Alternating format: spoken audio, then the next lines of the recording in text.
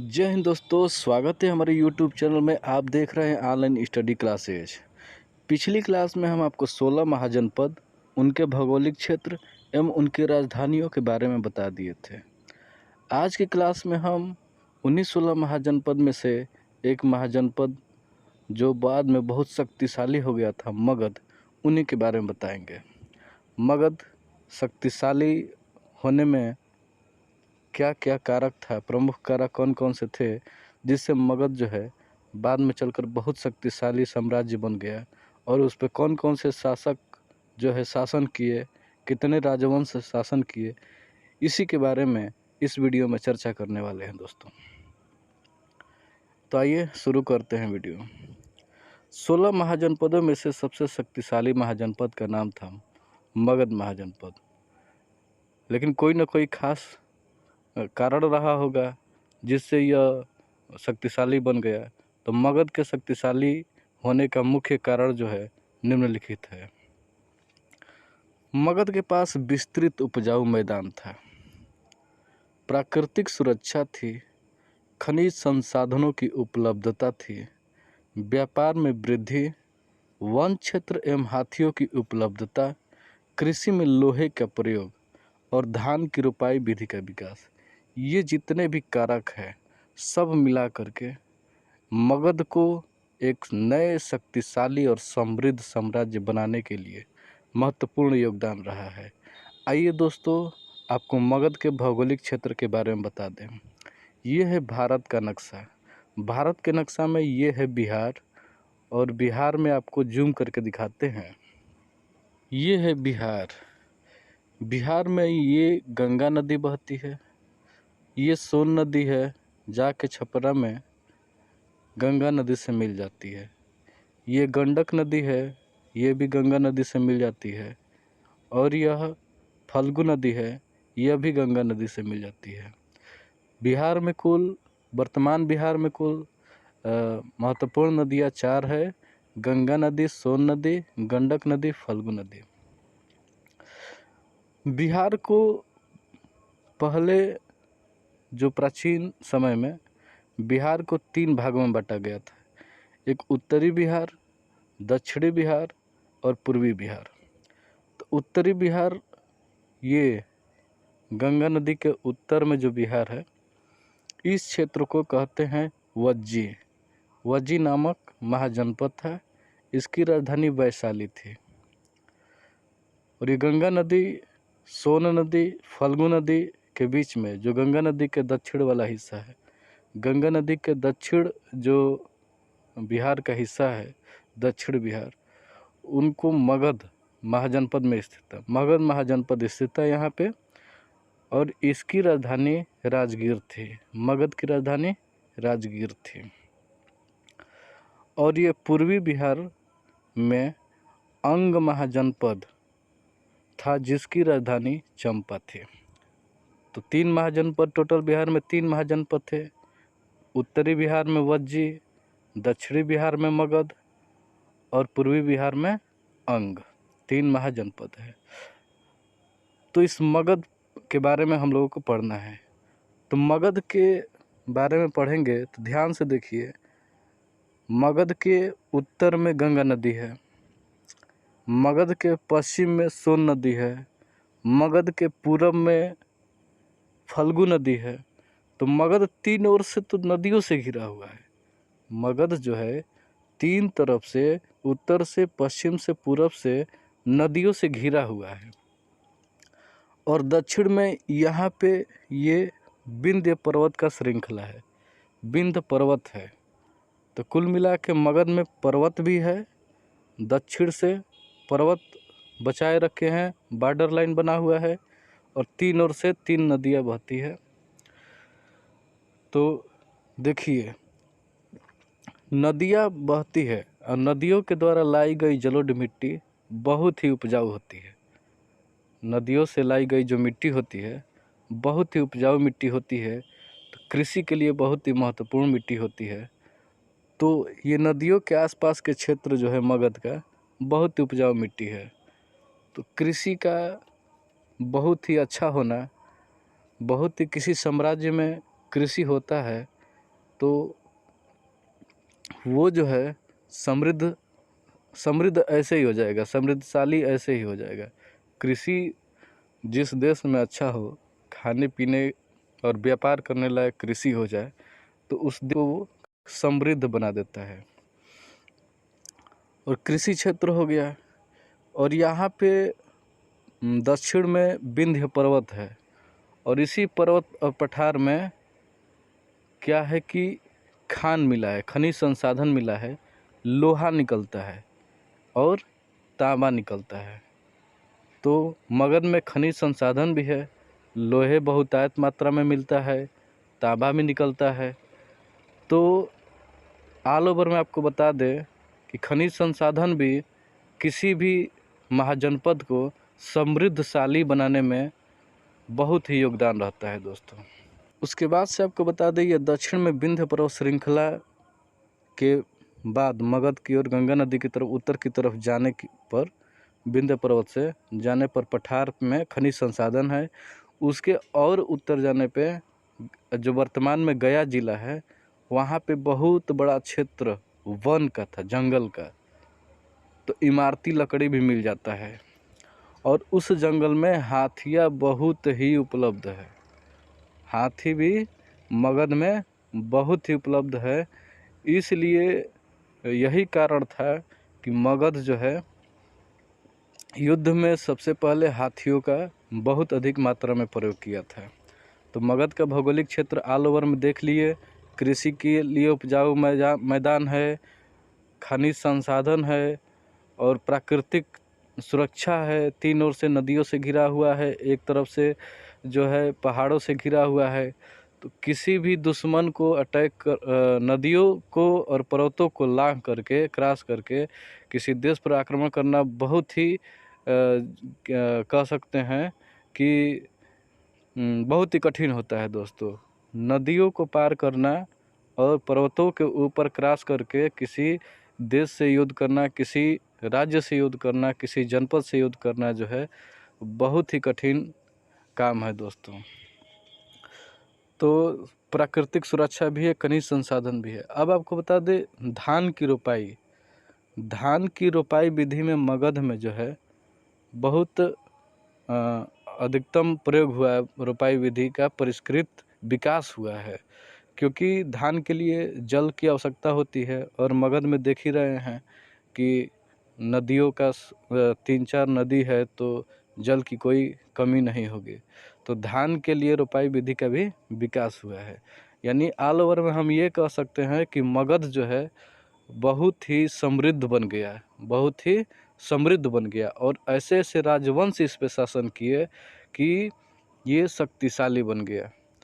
यही कारण था कि आगे चल कर के 16 महाजनपद पर पूरा का पूरा यहाँ तक कि पाकिस्तान, अफ़गानिस्तान तक मगध का साम्राज्य फैलता गया दोस्तों। तो आइए देखते हैं मगध पर कौन कौन शासन किए, कैसे कैसे शासन किए, उसका क्या प्रमाण है, आगे देखते हैं दोस्तों। मगध पर शासन करने वाले राजवंशों के ऊपर विचार किया जाए तो महाभारत के अनुसार मगध पर शासन करने वाला पहला वंश बृहद्रथ वंश था, जिसका संस्थापक बृहद्रथ था। महाभारत के अनुसार दोस्तों 2 प्रमाण मिला है, एक महाभारत के अनुसार मिला है और एक ऐतिहासिक स्रोत के अनुसार मिला है। तो महाभारत के अनुसार जो है पहला वंश बृहद्रथ वंश है, जिसका संस्थापक बृहद्रथ, और इस वंश का सबसे प्रतापी शासक जरासंध था। आप लोग महाभारत में देखे ही होंगे, जरासंध के बारे में जानते ही होंगे। तो महाभारत के अनुसार पहला वंश बृहद्रथ वंश, और ऐतिहासिक स्रोत के अनुसार मगध का पहला वंश जो है हर्यंक वंश है। कौन है? हर्यंक वंश। ये ऐतिहासिक में प्रमाण मिला है, इतिहास में प्रमाण मिला है कि पहला वंश जो है हर्यंक वंश है। तो ऐतिहासिक स्रोत के अनुसार पहला वंश हर्यंक वंश। और मगध पर कुल 7 वंशों ने शासन किया है। मगध पर कुल 7 राजवंशों ने शासन किया। पहला राजवंश जो है हर्यंक वंश को माना जाता है, जिसका संस्थापक बिंबिसार है। तो मगध पर शासन करने वाला पहला वंश ऐतिहासिक स्रोत के अनुसार हर्यंक वंश, और पहला शासक, पहला राजा जो है बिंबिसार है। आपको बता दें कि कुल 7 राजवंश जिसने मगध पर शासन किया है वह इस प्रकार है। पहला है हर्यंक वंश, दूसरा है शिशुनाग वंश, तीसरा है नंद वंश, चौथा है मौर्य वंश और पांचवा है शुंग वंश, छठवां है कण्व वंश और सातवां है सातवाहन वंश। तो आपको याद करने के लिए ट्रिक बता दें, हसीन मशूक शाह, ये ट्रिक है दोस्तों, हसीन मशूक शाह, ये ट्रिक है दोस्तों, हसीन मशूक शाह। ह से हर्यंक वंश, सी से शिशुनाग वंश, न से नंद वंश, मा से मौर्य वंश, सु से शुंग वंश, क से कण्व वंश और सा से सातवाहन वंश। तो आइए आपको सबसे पहले वंश हर्यंक वंश के बारे में बताते हैं। हर्यंक वंश 544 ईसा पूर्व से लेकर 412 ईसा पूर्व तक शासन किया मगध पर। 544 ईसा पूर्व से लेकर 412 ईसा पूर्व तक शासन किया है। हर्यंक वंश के 4 राजा हुए। कितने राजा हुए? 4, यानी 4 शासक हुए। सबसे पहला शासक का नाम है बिंबिसार, दूसरा है अजातशत्रु, तीसरा है उदयन और चौथा है नागदशक। इसके बाद से हर्यंक वंश का अंत हो जाता है। आइए बिंबिसार के बारे में पढ़ते हैं। हर्यंक वंश का संस्थापक बिंबिसार था।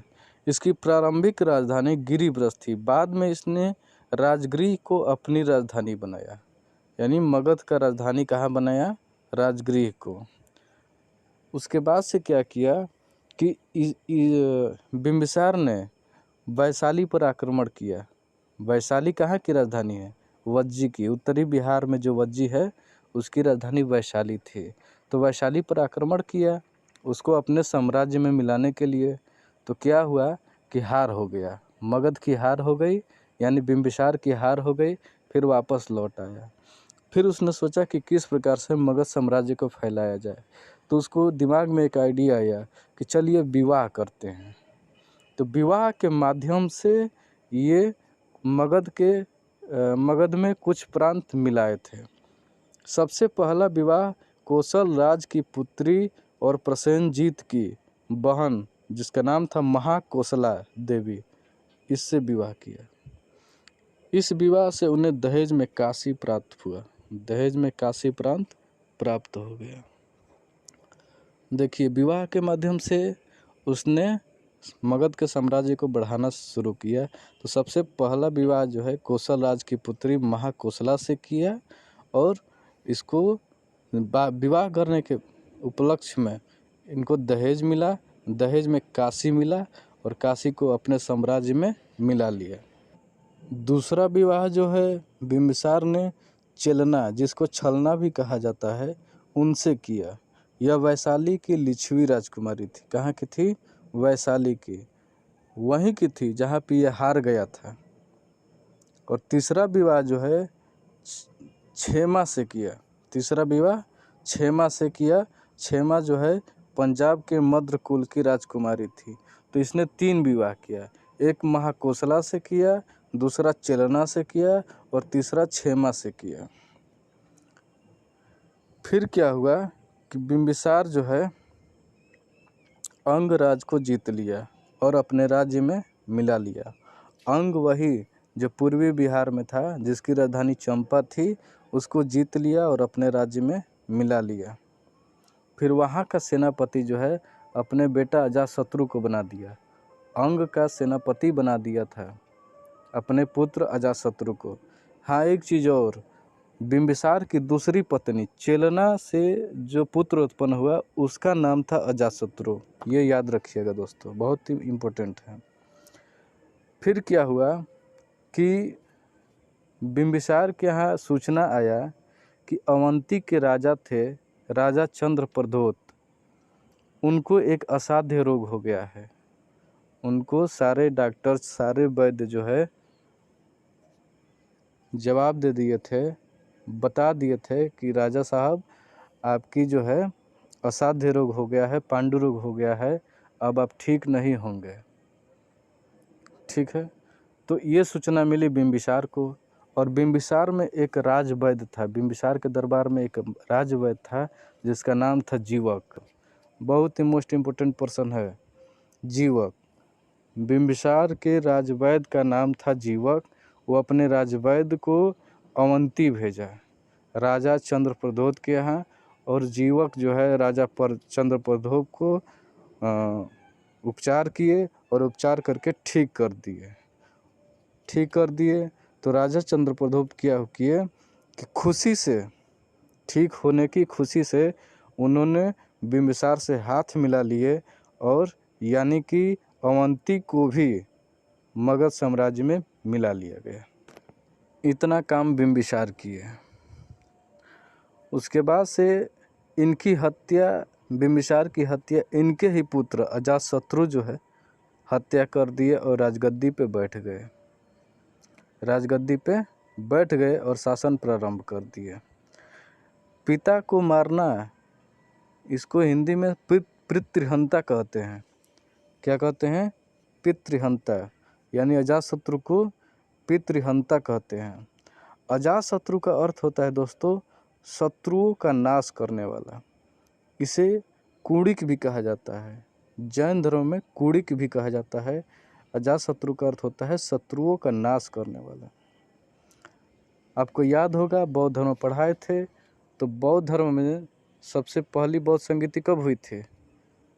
483 ईसा पूर्व में। उनका अध्यक्ष कौन था? अजातशत्रु ही था। तो अजातशत्रु ने अपने काल में, अपने समय में पहली बौद्ध संगीति कराया। अजातशत्रु ने वैशाली पर आक्रमण किया। कैसे आक्रमण किया आपको बताते हैं दोस्तों। अजातशत्रु को पता था कि इनके पिता बिंबिसार वैशाली पर आक्रमण किए थे, तो वो हार गए थे, हार करके वापस आए थे। तो अजातशत्रु के दरबार में एक बहुत ही विद्यावान, बुद्धिमान गुप्तचर रह रहा था, जिसका नाम था वर्षकार। तो ये अपने बुद्धिमान गुप्तचर को वैशाली भेजा, ये पता करने के लिए कि वैशाली को किस प्रकार से जीता जा सकता है। तो वर्षकार जाते हैं वैशाली, कुछ दिन रहते हैं वहाँ पे, कुछ महीने रहते हैं, और वहाँ पे सारे भौगोलिक और सामाजिक जो संबंधित है उसको देखते हैं और विचार करके वापस आते हैं और कहते हैं अजातशत्रु से कि हे राजन, वैशाली को जीतने के लिए, उस पर आक्रमण करने के लिए 2 नए हथियारों का प्रयोग करना होगा। 2 नए हथियारों का प्रयोग करना होगा, जिसका नाम है रथ मूसल और महाशिलाकंटक। क्या नाम है? रथ मूसल और महाशिलाकंटक।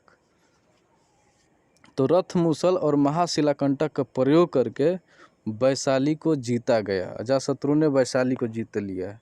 आइए देखते हैं रथ मूसल क्या होता है और महाशिलाकंटक क्या होता है। इस चित्र में देखिए, ये रथ में ही आगे जो है चक्र जैसा लगा हुआ है, उसके सामने आने पर, उससे टच होने पर शत्रु मर जाते थे, कट जाते थे, तो इसको रथ मूसल कहा जाता है। और ये जो दूसरा चित्र है, इसमें देखिए, इसमें पत्थर जो है, बड़ा बड़ा शिला पत्थर रख करके और किला को तोड़ने के लिए प्रहार किया जाता था, इसी का नाम है महाशिलाकंटक। ये दोनों हथियार आप बाहुबली मूवी में देखे होंगे दोस्तों। तो इन्हीं दोनों नए हथियारों का प्रयोग करके, रथ मूसल और महाशिलाकंटक का प्रयोग करके अजातशत्रु ने वैशाली पर आक्रमण किया था और वैशाली को जीत लिया था। उसके बाद से क्या होता है कि इन्हीं के पुत्र उदयन ने अपने पिता अजातशत्रु की हत्या कर देते हैं और राजगद्दी पे बैठते हैं। इसीलिए उदयन को भी पितृहंता कहते हैं। अजातशत्रु को भी पितृहंता कहते हैं, उदयन को भी पितृहंता कहते हैं। उदयन ने एक काम, बहुत ही मोस्ट इम्पोर्टेंट काम किया। उन्होंने सोन नदी और गंगा नदी के समीप, जहाँ पे संगम है, सोन नदी और गंगा नदी के संगम है, वहाँ पे एक शहर बसाया। उस शहर का नाम रखा पाटलिपुत्र। क्या नाम रखा? पाटलिपुत्र। जो आज के वर्तमान में जो पटना है, उसी का पुराना नाम पाटलिपुत्र है। और पाटलिपुत्र को अपनी राजधानी बना लिया है। पाटलिपुत्र को अपनी राजधानी बना लिया। फिर उसके बाद से क्या होता है कि उदयन को भी हत्या हो जाती है, ये फाइनल क्लियर नहीं, साक्ष्य नहीं मिला है कि उदयन की हत्या किसने की, परंतु उदयन के बाद उसी का पुत्र जो है नागदशक राजगद्दी पे बैठा। यह एक अयोग्य शासक था और इसी की एक सेनापति जो है शिशुनाग ने हत्या कर दी और इस प्रकार से हर्यंक वंश का अंत कर देता है और शिशुनाग वंश की स्थापना करता है दोस्तों। तो आगे के क्लास में हम शिशुनाग वंश पढ़ेंगे दोस्तों। धन्यवाद।